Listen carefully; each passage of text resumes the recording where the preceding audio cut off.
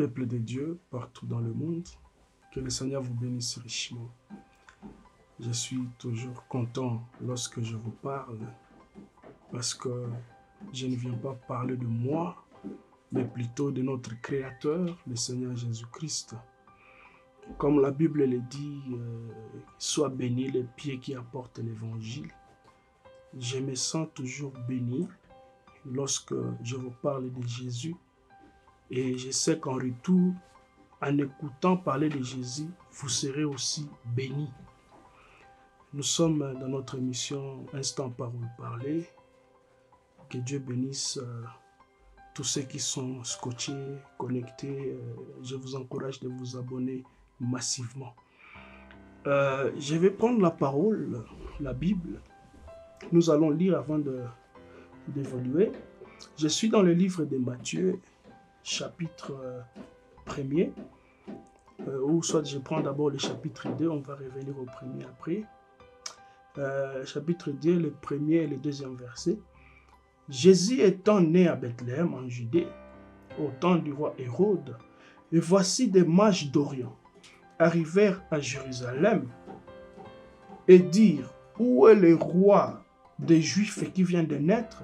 Car nous avons vu son étoile en Orient et nous sommes venus pour l'adorer. Seigneur Jésus-Christ, bénis la lecture de ta parole. Donne-nous l'interprétation spirituelle de cette écriture. Bénis tous ceux qui vont suivre. Au nom de Jésus-Christ, nous prions. Amen. Vous savez que nous, c'est Jésus qui est au centre de tout ce que nous faisons. Il est notre maître, il est notre roi, il est notre Seigneur. Il a été promis dans Ésaïe 9 qu'un fils sera né et la domination reposera sur son épaule. On l'appellera conseiller, Dieu puissant, prince. Vous voyez, il s'agit de Jésus-Christ. Et là, je vais profiter pour essayer de montrer à ceux qui ne l'avaient pas encore vu, montrer la divinité suprême de Jésus. Jésus-Christ est le Dieu que nous adorons. Il a été fait chair et habité parmi nous. On l'a appelé Emmanuel. Et voilà, je vais aller directement là où il y a le nœud de mon message aujourd'hui. C'est dans Matthieu chapitre 2, là où nous venons de lire. On a annoncé la naissance de Jésus. C'était une promesse là-bas dans Ésaïe. Mais le temps, ça a pris vraiment du temps avant l'accomplissement. Mais lorsque le temps de l'accomplissement de cette promesse est arrivé, écoutez maintenant ce qui s'est passé. Il fallait que Dieu trouve la personne qui va jouer ce rôle de porteur de l'enfant Jésus. Et c'était Marie. Il fallait qu'il y ait un Joseph qui va être le fiancé de Marie. Et remarquez que Joseph n'est pas n'importe quel homme. C'était un homme de caractère. Parce qu'il avait supporté ce que vous et moi, peut-être, on ne pouvait pas supporter. Imaginez-vous, vous êtes fiancé à une jeune dame. Vous vous faites des promesses. Voilà, on va se marier et tout. On est là, on se garde, on se réserve, vous comprenez. Mais du coup, votre fiancée est enceinte. Pendant que vous vous êtes gardé, vous vous êtes dit de respecter la parole, elle est enceinte. Joseph était un homme spirituel. Il a compris, lorsqu'il a eu la visitation, que c'était l'œuvre de Dieu lui-même. Nous connaissons l'histoire, comment est-ce que Marie a reçu la visitation d'un ange. Et c'est par cette visitation que Marie a conçu. Voilà, c'était par la force divine, par la force, la puissance du Saint-Esprit que Marie a porté l'enfant Jésus. Alors, le temps de mettre au monde était arrivé. Il fallait que Jésus quitte dans le ventre et vivre sur terre.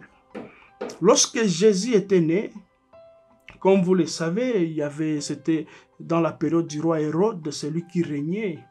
Il fallait que Jésus naisse. Et tout le monde pensait qu'il naîtra à Jérusalem parce que c'était une ville connue, une ville évoluée. Tout le monde s'imaginait qu'il naîtra. Peut-être si on parlait d'aujourd'hui, si on actualisait, tout le monde pouvait penser qu'il ira naître peut-être en Amérique, en Europe, dans un endroit où la médecine a vraiment évolué, en Chine, au Japon. Tout le monde pouvait s'imaginer ça.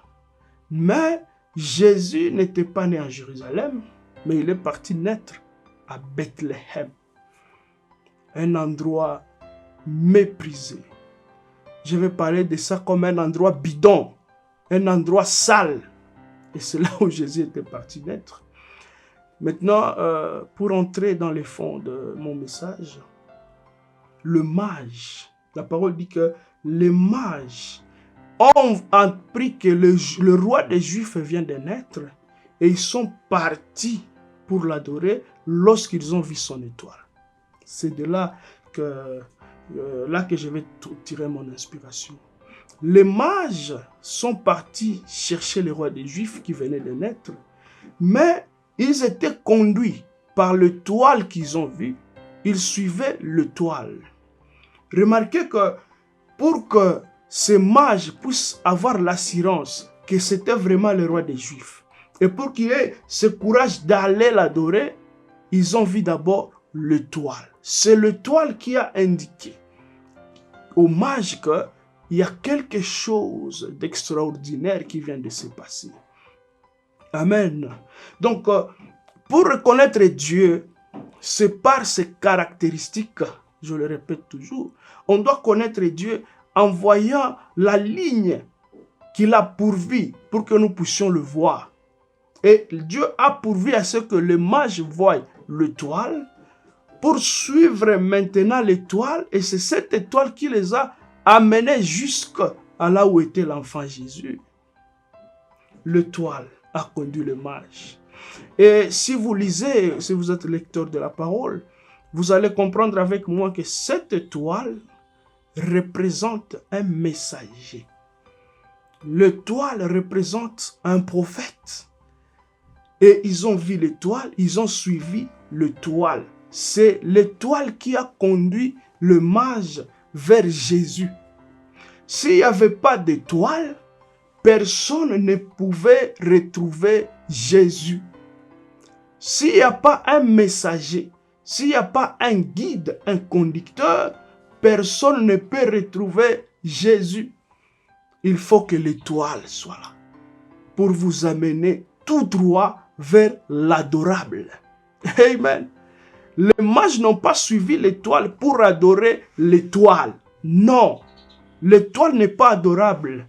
Mais l'étoile, c'était un signe qui les conduisait vers l'adorable qui était le Seigneur Jésus-Christ.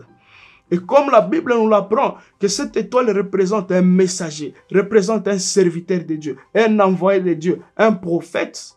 Quand nous verrons un prophète qui va venir avec les signes que la parole a montré, qu'au temps du soir, il viendra un prophète. Il aura telle caractéristique. Nous allons comprendre, voilà l'étoile que les mages avaient suivi.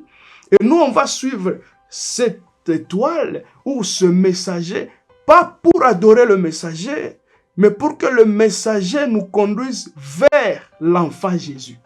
Et c'est l'enfant Jésus qui est l'adorable, et c'est lui que nous allons adorer.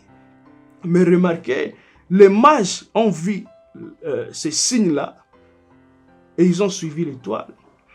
Il y a aussi Hérode qui poursuivait l'enfant Jésus parce que lui, il était dans la guerre de la royauté. Il voulait continuer à régner, oubliant que le roi des rois venait de naître. Mais Hérode connaissait que c'était réellement le roi des rois. Mais parce qu'il est assoiffé du pouvoir, il voulait continuer à régner et il a essayé de faire des démarches pour tuer l'enfant Jésus. Maintenant, mon frère, de quel côté veux-tu t'aligner? Veux-tu être Hérode? Ou veux-tu prendre l'attitude de mage? Si tu veux être Hérode, malheur à toi, tu veux combattre le roi des rois, le Seigneur Jésus-Christ, qui est aujourd'hui typifié par sa parole vivante. Lorsque nous lisons la parole, lorsque nous recevons le message, c'est Jésus lui-même. Amen. Et le mage sont en train d'étudier. Ils ont vu un messager. Ils ont vu l'étoile. Et ils sont en train de suivre l'étoile pour aller vers la parole. Pour aller vers la vérité. Vers Jésus. La parole faite chair. Amen. Et maintenant, les gens, au lieu de suivre Jésus, ils essaient encore de le tuer. Quand je parle de tuer, c'est-à-dire, vous voulez jouer avec la parole de Dieu. Vous voulez disloquer la parole de Dieu. Vous voulez salir le message. C'est ça, tuer Jésus. Là, vous jouez le rôle des hôtes. Mais je vous invite encore une fois de prendre l'attitude des mages. Suivons l'étoile. Et l'étoile va nous conduire vers l'adorable qui est le Seigneur Jésus-Christ. Pour celui qui n'avait pas encore suivi Jésus, celui qui n'avait pas encore pris la décision, que ceci soit pour toi l'occasion de prendre la décision. Nous avons vu les signes, l'étoile est déjà là. Dieu nous a envoyé un messager à ce temps du soir et nous a conduits directement vers Jésus-Christ. Beaucoup de gens ont cette confusion. Quand ils voient un peuple suivre un prophète, ils pensent que ce peuple veut adorer ce prophète. Mais non, c'est ce type ici de mages. Ils veulent suivre le prophète comme étant l'étoile qui nous conduit tout droit vers Jésus. Et en ce temps du soir, Dieu a élevé un prophète. C'est l'étoile du temps du soir que nous appelons William Branham. Il n'est pas celui que nous adorons. Nous ne le suivons pas parce qu'il est Dieu. Non, lui, il est juste cette étoile qui nous conduit tout droit vers l'enfant Jésus, afin que nous puissions adorer l'enfant Jésus, mais pas l'étoile. Soyez bénis par le Seigneur et que le Seigneur vous ouvre les yeux afin de voir la différence entre l'étoile et l'enfant Jésus qui vient de naître. Que le Seigneur vous bénisse au centuple, au nom puissant de Jésus-Christ.